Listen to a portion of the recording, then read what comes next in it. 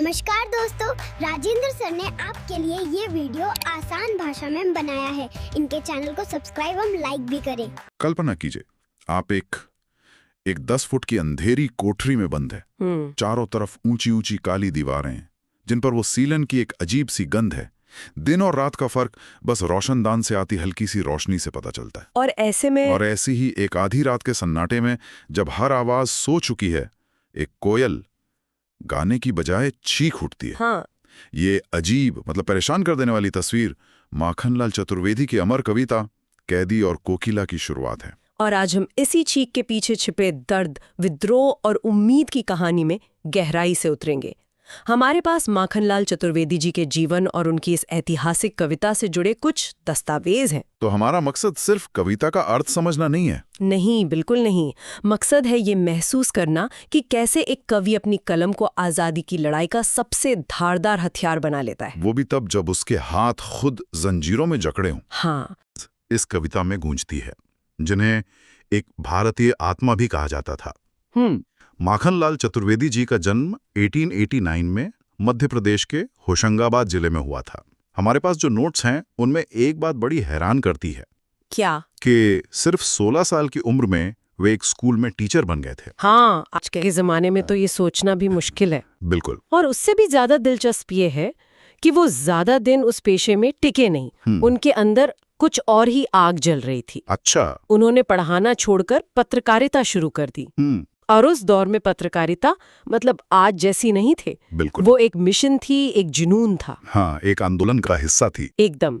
उन्होंने प्रभा, कर्मवीर और प्रताप जैसे उस समय के सबसे, आप कह सकते हैं, प्रभावशाली और क्रांतिकारी अखबारों को एडिट किया। उनकी कलम अंग्रेजी हुकूमत पर आग उगलती थी। यानी वे सिर्फ एक कवि नहीं थे, वो एक एक्टिविस्ट थे। दो से लड़ रहे थे और इसी वजह से उन्हें कई बार जेल भी जाना पड़ा। उनका पूरा जीवन ही एक कवि कार्यकर्ता का जीवन था। इसीलिए जब हम उनकी रचनाओं को पढ़ते हैं, जैसे हिम की रिटिनी, साहित्य देवता या हिम तरंगिनी, तो उनमें सिर्फ कला नहीं दिखती, एक मकसद दिखता है। उन्हें पद्मभूषण और साहित्य अकादमी पुरस्कार जैसे बड़े सम्मान भी मिले। हाँ, मिले, लेकिन उनकी सबसे बड़ी पहचान तो वो उपनाम बना जो उन्हें मिला, एक भारतीय आत्मा। यहाँ मेरे मन में एक सवाल आता है। पूछिए। अक्सर जब हम किसी लेखक पर कोई एक लेबल लगा देते हैं, जैसे राष्ट्रवादी कवि, तो क्या हम उसके काम के दूसरे पहलुओं के साथ थोड़ा अन्याय नहीं करते? हमारे नोट्स बताते हैं कि उन्होंने भक्ति, प्रेम और प्रकृति पर भी लिखा था। तो क्या सिर्फ एक भारतीय आत्मा कह देना उनके कवि व्यक्तित्व को सीमित करना नहीं है? ये बहुत अच्छा सवाल है और इसका जवाब चतुर्वेदी जी की अपनी सोच में ही छिपा है। देखिए, उन्होंने प्रेम और प्रकृति पर बेशक बहुत खूबसूरत कविताएं लिखी। हाँ। लेकिन उनके लिए वो सब भी आजादी के उस बड़े सपने का ही हिस्सा था। एक गुलाम देश में प्रकृति भी उदास दिखती है और प्रेम भी अधूरा लगता है। सही बात है। उनकी राष्ट्रीय भावना इतनी प्रबल थी कि वो उनके हर भाव पर हावी हो जाती थी। और दूसरी बात जो उन्हें सबसे अलग बनाती है वो ये कि चतुर्वेदी जी के लिए कविता का शिल्प, उसकी बनावट, उसके नियम वो उतने जरूरी नहीं थे। हाँ, उतने जरूरी नहीं थे जितना उसका भाव, उसकी आत्मा जरूरी थी। उनके लिए ये ज्यादा मायने रखता था कि उनकी बात लोगों के दिलों तक पहुंचे। बिल्कुल। भले ही उसके लिए कविता के व्याकरण को थोड़ा बहुत तोड़ना मरोड़ना ही क्यों ना पड़े। एकदम सही। उनके लिए जरूरी था कि उनकी पीड़ा, उनका गुस्सा, उनका संदेश सीधे सुनने वाले के सीने में उतरे। और शायद इसी जज्बे की सबसे गहरी और कच्ची आवाज हमें उनकी उस कविता में सुनाई देती है जो उन्होंने खुद जेल की दीवारों के पीछे लिखी थी, कैदी और कोकिला। कैदी और कोकिला। तो अब आते हैं उस कविता पर। ये कविता सिर्फ एक कैदी का दुखड़ा नहीं है। नहीं, ये तो ब्रिटिश राज के पूरे सिस्टम को, कि वो कैसे लोगों को निचोड़ रहा था, बहुत बारीकी से सामने रखती है। हाँ, ये उस दौर के जेलों का एक जिंदा दस्तावेज है। कवि जेल में अकेले हैं, उदास हैं और आधी रात को अचानक एक कोयल की आवाज सुनते हैं। लेकिन वो आवाज मीठी नहीं है। नहीं, उसमें एक चीख है, एक हूक है। और कवि उसी कोयल से बात करना शुरू कर देते हैं, उसे अपना साथी मानकर अपने दिल का सारा गुबार, सारा गुस्सा, सारा दर्द उसके सामने उड़ेल देते हैं। हाँ।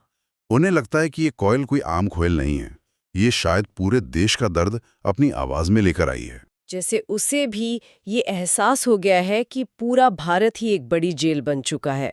और इसीलिए वो आधी रात को इस तरह बेचैनी में चीख रही है। चलिए जरा कविता की कुछ पंक्तियों में और गहरे उतरते हैं। जरूर। कविता की शुरुआत में ही कवि कोयल से पूछते हैं, क्या गाती हो, क्यों रह रह जाती हो, कोकिल बोलो तो, क्या लाती हो, संदेशा किसका है, कोकिल बोलो तो। देखिए, वो सिर्फ ये नहीं पूछ रहे हैं कि तुम क्या गा रही हो, नहीं, वो पूछ रहे हैं कि तुम क्या संदेशा लाई हो, किसके लिए लाई हो। और इसके तुरंत बाद वो अपनी हालत बताते हैं जो इस सवाल को और भी गहरा बना देती है। वो कहते हैं कि मैं ऊंची काली दीवारों के घेरे में, डाकू चूरों बटमारों के डेरे में बंद हूँ। ये बहुत महत्वपूर्ण बात है। अंग्रेज सरकार स्वतंत्रता सेनानियों को राजनीतिक कैदी नहीं मानती थी, उन्हें क्रिमिनल समझती थी। हाँ, उन्हें चोर, डाकू और लुटेरों के साथ रखती थी। मकसद था उनके आत्मसम्मान को तोड़ना, उन्हें यह महसूस कराना कि तुम कोई हीरो नहीं बल्कि एक मामूली अपराधी हो। ये तो एक तरह का मनोवैज्ञानिक अत्याचार हुआ। बिल्कुल। और आगे की पंक्तियां इस अत्याचार को और खोलती हैं। जीने को देते नहीं पेट भर खाना, मरने भी देते नहीं तड़प रह जाना। उफ। ये लाइन उस बेबसी को दिखाती है जहां ना आप जी सकते हैं ना मर सकते हैं, बस हर पल एक घुटन है। इसीलिए कवि कहते हैं, शासन है या तम का प्रभाव गहरा है। हाँ, उन्हें ये सरकार एक सरकार नहीं बल्कि एक घना अंधेरा लगती है, एक ऐसा अंधेरा जहां उम्मीद की कोई किरण नहीं। यहां तक कि रात में जो चांद निकलता है, जिसे हिमकर कहा गया है, वो भी उन्हें निराश करके चला गया है। रात और काली हो गई है। और काली हो गई है। ऐसे निराशा से भरे माहौल में जब आधी रात को कोयल चीखती है तो कवि एकदम से चौंक जाते हैं। वो पूछते हैं, क्यों हूक पड़ी वेदना बोझ वाली सी, कोकिल बोलो तो, क्या लूटा। उन्हें कोयल की आवाज में गाना नहीं बल्कि एक दर्द भरी हूक सुनाई देती है, जैसे किसी का सब कुछ लुट गया हो। हाँ, और फिर वो अंदाजा लगाते हैं कि आखिर ऐसा क्या हुआ होगा। हाँ, वो पूछते हैं, क्या बावली हो गई हो अर्धरात्रि को चीखी, या फिर किस दावानल की ज्वालाएं हैं देखी। क्या तुमने जंगल में लगी किसी भयानक आग की लपटें देख ली हैं? लेकिन यहाँ जंगल की आग यानी दावानल, इसका मतलब सिर्फ जंगल की आग तो नहीं होगा? नहीं, वो कुछ और भी तो कह सकते थे। दावानल में ऐसा क्या खास है? बहुत अच्छा पॉइंट है। दावानल मतलब जंगल की आग की खासियत होती है कि वो सब कुछ जलाकर राख कर देती है और बहुत तेजी से फैलती है। हाँ, कवि को शायद यही डर है कि ब्रिटिश हुकूमत का अत्याचार भी एक ऐसी ही आग है जो चुपचाप पूरे देश को अपनी चपेट में ले रहा है। और शायद इस कोयल ने उस आने वाले खतरे को देख लिया है। शायद, लेकिन फिर कवि एक और संभावना सोचते हैं जो कहीं ज्यादा क्रांतिकारी है। अच्छा। उन्हें लगता है कि शायद कोयल चीख नहीं रही बल्कि चुपचाप मधुर विद्रोह बीज इस भांति बो रही हो। क्यों? वाह, मतलब ये चीख एक दर्द भरी आवाज नहीं बल्कि एक खुफिया मिशन है। एक खुफिया मिशन। ये लोगों के दिलों में क्रांति के बीज बोने का एक तरीका है। ये सोच तो कविता का पूरा माहौल ही बदल देती है। एकदम। यहीं से कविता निराशा से निकलकर विद्रोह की तरफ मुड़ जाती है। और इसके बाद जो पंक्तियां आती हैं वो तो भारतीय साहित्य की सबसे शक्तिशाली पंक्तियों में से हैं। आप उन पंक्तियों की बात कर रही हैं जहां वो हथकड़ियों के बारे में बात करते हैं? हाँ। क्या देख न सकती जंजीरों का गहना, हथकड़ियों क्यों, या ब्रिटिश राज का गहना। ये पढ़ते हुए आज भी रोंगटे खड़े हो जाते हैं। होते हैं। जेल में इतना कष्ट सहने के बाद कोई इंसान अपनी जंजीरों को गहना कैसे कह सकता है?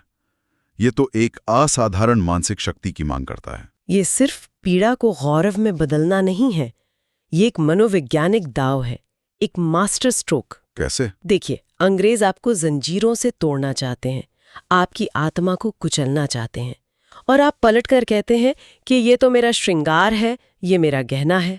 आपने उनके हथियार की ताकत ही छीन ली। वाह। ये मानसिक स्तर पर की गई एक सर्जिकल स्ट्राइक जैसा है। आपने उनके अत्याचार के प्रतीक को ही अपनी शान का प्रतीक बना लिया। और ये सिर्फ हथकड़ियों तक सीमित नहीं है। आगे वो कहते हैं कि जेल में कोलू चलने की जो चरक चूं की आवाज है, जिसे सुनकर किसी का भी दिल दहल जाए, वो उनके लिए जीवन की तान बन गई है, जिंदगी का संगीत। हाँ, और वो इससे भी एक कदम आगे जाते हैं। उस जमाने में कैदियों से पेट पर जुआ बांधकर कुएं से पानी निकलवाया जाता था, जो बहुत ही थका देने वाला और अपमानजनक काम था। कवि उस काम को भी एक नया मतलब दे देते हैं। वो कहते हैं कि मैं मोट खींच नहीं रहा, बल्कि ब्रिटिश अकड़ का कुआं खाली कर रहा हूँ। मतलब मैं अंग्रेजों का घमंड तोड़ रहा हूँ। हाँ, ये उस अदम्य इच्छा शक्ति को दिखाता है जो कहती है कि तुम मेरे शरीर को कैद कर सकते हो, लेकिन मेरे दिमाग को, मेरी आत्मा को नहीं। मैं तुम्हारी हर यातना को अपनी जीत में बदल दूंगा। इस मानसिक जीत के बाद कवि अपनी और कोयल की स्थिति की तुलना करते हैं, और यहाँ पर कविता बहुत मार्मिक हो जाती है। बहुत ज्यादा। वे कहते हैं, तुझे मिली हरियाली डाली, मुझे नसीब कोठरी काली। तेरा नभ भर में संचार, हाँ, मेरा 10 फुट का संसार। सिर्फ 2 शब्दों में 10 फुट। उन्होंने आजादी के छिन जाने का पूरा दर्द समेट दिया है। पूरा दर्द। ये विषमता बहुत गहरी है। कोयल आज़ाद है, वो हरे भरे पेड़ों पर बैठ सकती है, पूरे आसमान में जहाँ चाहे उड़ सकती है। उसके मीठे गीतों को सुनकर लोग वाह वाह करते हैं। और दूसरी तरफ कवि है जिसकी पूरी दुनिया 10 फुट की एक अंधेरी कोठरी में सिमट गई है, और उसके लिए तो रोना भी एक गुनाह है। उसे अपनी पीड़ा जताने की भी इजाजत नहीं है। नहीं है। लेकिन कमाल की बात यह है कि इस तुलना से कवि के मन में कोई जलन या निराशा पैदा नहीं होती, बल्कि वे इससे और ज्यादा प्रेरित हो जाते हैं। उन्हें लगता है कि कोयल ये सब सिर्फ गा नहीं रही, बल्कि रणभेरी बजा रही है, यानी युद्ध का नगाड़ा बजा रही हैं। बिल्कुल। वो कहते हैं, इस विषंगता तेरी मेरी बजा रही तिस पर रणभेरी। वो कोयल से कह रहे हैं कि तुम जानती हो कि तुम आजाद हो और मैं कैदी हूं, और हमारे बीच जमीन आसमान का फर्क है। हाँ। इस फर्क को जानते हुए भी तुम मेरे लिए लड़ाई का संगीत बजा रही हो, तो मुझे उकसा रही हो कि उठो, लड़ो। तुम्हारी आजादी मुझे मेरी गुलामी का एहसास दिलाकर कमजोर नहीं कर रही, बल्कि मुझे लड़ने की ताकत दे रही है। और कविता के अंत में कवि कोयल की इसी हुंकार पर, इसी रणभेरी पर एक संकल्प लेते हैं। वो एक तरह से कोयल को अपनी प्रेरणा का स्रोत मान लेते हैं और पूछते हैं, इस हुंकृति पर अपनी कृति से और कहो क्या कर दूं, कोकिल बोलो तो। यानी तुम्हारी इस ललकार को सुनकर मैं अपनी कलम से, अपनी रचनाओं से ऐसा और क्या लिखूं, ऐसा और क्या करूं जो इस आजादी की लड़ाई में काम आ जाए। हाँ। और आखिरी 2 पंक्तियां इस कविता को और भी ऊंचे स्तर पर ले जाती हैं और इसे सीधे सीधे गांधी जी के स्वतंत्रता आंदोलन से जोड़ देती हैं। वो कौन सी पंक्तियां हैं? कवि पूछते हैं, मोहन के व्रत पर प्राणों का आसव किसमें भर दूं, कोकिल बोलो तो। अच्छा। जैसा कि हमारे स्रोत में भी साफ है, यहाँ मोहन का अर्थ मोहनदास करमचंद गांधी से है। तो कवि कोयल से पूछ रहे हैं कि गांधी जी ने जो देश को आजाद कराने का व्रत लिया है, जो संकल्प लिया है, उसे पूरा करने के लिए मैं अपने प्राणों का रस, अपनी जिंदगी की सारी ऊर्जा, अपना सब कुछ किस चीज में झोंक दूं? तुम ही मुझे रास्ता दिखाओ। ये अद्भुत है। कैसे एक व्यक्तिगत पीड़ा और एक कोयल से की गई काल्पनिक बातचीत पूरे देश की सामूहिक लड़ाई का सबसे बड़ा सवाल बन जाती है। यही इस कविता की ताकत है। बिल्कुल। ये एक इंसान के दर्द से शुरू होकर पूरे राष्ट्र के संकल्प पर खत्म होती है। तो आज हमने देखा कि कैसे माखनलाल चतुर्वेदी ने जेल की काली कोठरी में बैठकर भी आजादी की लौ को अपनी कविता में जलाए रखा। कैदी और कोकिला सिर्फ एक कविता नहीं, बल्कि उस दौर के हर स्वतंत्रता सेनानी की आत्मा की आवाज है, जो यातना को गहना और निराशा को क्रांति की प्रेरणा बना लेता है। ये कविता हमें यही सिखाती है कि शरीर को जंजीरों से बांधा जा सकता है, लेकिन मन की आजादी को, विचारों की उड़ान को कोई दीवार, कोई ताला कैद नहीं कर सकता। इस पूरी चर्चा के बाद एक विचार मन में रह जाता है। क्या? स्रोत सामग्री में भी ये सवाल उठाया गया है कि कवि ने जेल के आसपास चहकने वाले दूसरे कई पक्षियों, जैसे मैना, गौरैया या कौवे की जगह सिर्फ कोकिला यानी कोयल की ही बात क्यों की?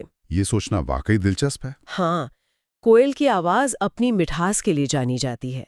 वो वसंत का, प्रेम का, खुशी का प्रतीक है। लेकिन यहाँ आधी रात में उसकी चीख विद्रोह और वेदना का प्रतीक बन जाती है। हाँ, तो क्या ये इस बात का संकेत है कि जब अत्याचार अपनी सारी सीमाएं लांघ जाता है, तो सबसे मधुर और कोमल समझी जाने वाली आवाजें भी क्रांति का बिगुल बजाने पर मजबूर हो जाती हैं? शायद जब जुल्म हद से बढ़ जाता है। तो सबसे पहले मीठी आवाजों को ही चीखना पड़ता है। नमस्कार दोस्तों, तो आपने इनके चैनल को सब्सक्राइब एवं लाइक नहीं किया तो अब कर दीजिए। धन्यवाद।